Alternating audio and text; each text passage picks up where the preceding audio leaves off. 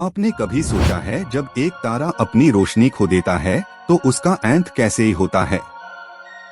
ये कहानी उन टैरन की है जो अपने अंतिम पालन में भी शान और दर्द दोनों लेके जीते ही है।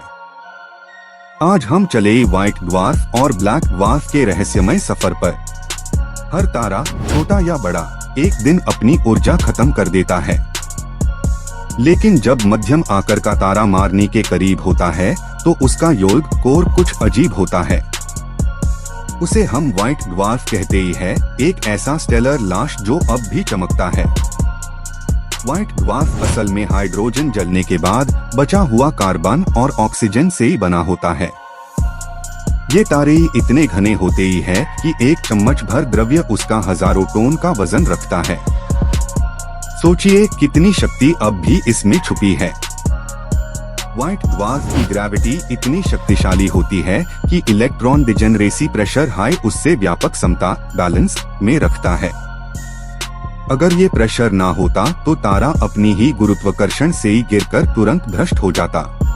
शुरुआत में व्हाइट ड्वार्फ ताजा ऊर्जा से चमक रहा होता है, लेकिन धीरे धीरे ये ठंडा पैठ जाता है। उसकी रोशनी कम होती जाती है, जैसे किसी जख्मी वीर का आखिरी सांस।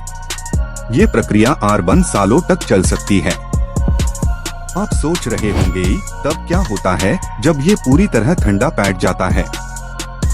जब व्हाइट ड्वार्फ अपनी थोड़ी सी बची ऊर्जा भी खो देता है, वो बनता है एक ब्लैक ड्वार्फ। लेकिन ये रहस्य अभी तक अधूरा है।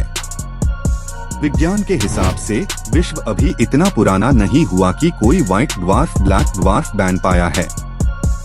आज जितनी भी व्हाइट ड्वार्फ्स है वो अभी भी धीरे चमक रहे हैं। अभी ब्लैक ड्वार्फ सिर्फ फर्जी कल्पना है। अर्बन ट्रिलियन सालों बाद जब सब व्हाइट ड्वार्फ्स भी ठंडे पैठ जाएंगे, तब विश्व में अंतिम अंधेरा छा जाएगा। कोई रोशनी नहीं, कोई गर्मी नहीं, सिर्फ मृत टैरन का ठंडा जंगल। इस समय हर एक व्हाइट ड्वार्फ अपना अंतिम संघर्ष कर रहा है। हर सेकंड वो ऊर्जा खो रहा है, लेकिन ग्रेविटी उसे बिखरने नहीं देती। ये एक अघोषित युद्ध है ऊर्जा और ग्रेविटी के बीच। व्हाइट ड्वार्फ के सरफेस टेम्परेचर हजारों डिग्री सेल्सियस तक पहुंचता है, लेकिन जैसे जैसे समय बढ़ता है ये तारे सिर्फ अंधेरे का टुकड़ा बन जाते हैं, जैसे एक बुझा हुआ दिया। सोचिए जब ब्लैक ड्वार्फ का जन्म होगा, उस वक्त विश्व कैसा लगेगा। ना कोई चमक, ना कोई जिंदगी, सिर्फ ठंडी अंधेरी खामोशी जो अनंत उदासी जैसी महसूस होती है। व्हाइट ड्वार्फ का मास चंद्रशेखर लिमिट से ज्यादा नहीं हो सकता। अगर वो इस लिमिट को क्रॉस करता है तो वो नोवा या टाइप आईए सुपरनोवा में विस्फोट होता है, एक अंतिम प्रकाश का धमाका। भी सोचिए, जो तारा कभी शानदार चमक से भरा था, अब अंतिम युग में SBB कुछ खोना शुरू करता है। उसकी रोशनी, उसकी गर्मी और उसका अस्तित्व सब धीरे धीरे मिट जाता है। अब आइए समझते हैं कि व्हाइट ड्वार्फ कैसे ही अपनी हर सांस SBB कर्ज में छोड़ देता है। ये तारा न्यूट्रॉन बनने की ओर नहीं जाता, बल्कि अपनी रोशनी दयान से ही खर्च करता चला जाता है। ये प्रोसेस दृश्य रूप से स्लो मोशन में मौत जैसे लगती है। एक ऐसा अंतिम नाच जिसमें तारा खुद अपने अस्तित्व को खत्म कर रहा होता है। विश्व में ये कहीं छुपी कहानी है। व्हाइट ड्वार्फ्स अक्सर गैलेक्सी के घूमते रास्तों में पाए जाते हैं, जैसे मरीजोदा हुई यादें।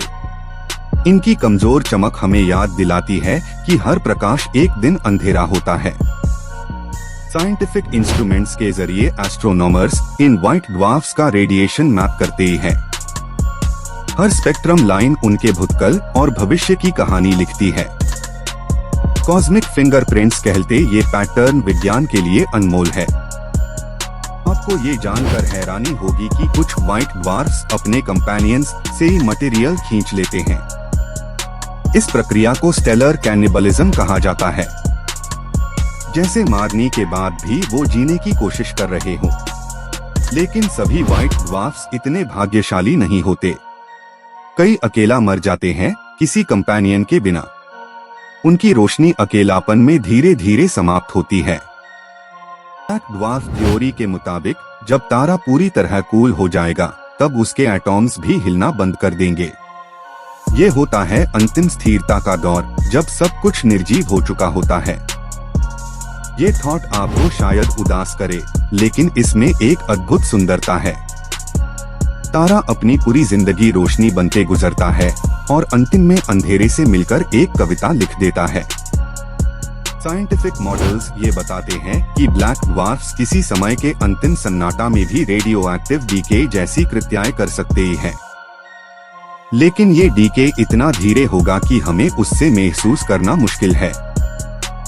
ब्लैक ड्वार्फ की कल्पना करना एक अद्भुत एक्सरसाइज है। सोचिए, एक डेड स्टार जो सिर्फ मास और ग्रेविटी रखता है, ना चमक ना गर्मी, सिर्फ एक एसबीबी शांत पड़ा हुआ यूनिवर्स में। इस दौर में हर गैलेक्सी एक कब्रिस्तान जैसी लगती। कभी जहां झिलमिलाते हुए तारे थे, अब सिर्फ ठंडे लाशें हैं। कॉस्मिक साइलेंस की गहराई में कुछ भी सुनाई नहीं देता। ये अंतिम दौर है जहां पार्टिकल इंटरैक्शंस भी रुक जाएंगी। क्वांटम लेवल पार भी शून्य की गूंज रह जाएगी। यूनिवर्स अपने अंतिम संतुलन में स्थिर हो जाएगा। विज्ञान अब ये भी समझने की कोशिश कर रहा है कि क्या कभी व्हाइट ड्वार्फ से फिर से जान फूट सकती है। क्या कभी कोई कॉस्मिक इवेंट उससे पुनः जलकर एक नई रोशनी बना सकता है। अभी तक कोई सबूत नहीं मिला, लेकिन कल्पना के सपने संभावना को जन्म देते हैं। शायद एक दिन हम देखें जब यूनिवर्स खुद अपनी डेथ से ही पुनः उठ खड़ा हो। हर तारे के सफर में एक कहानी छुपी होती है।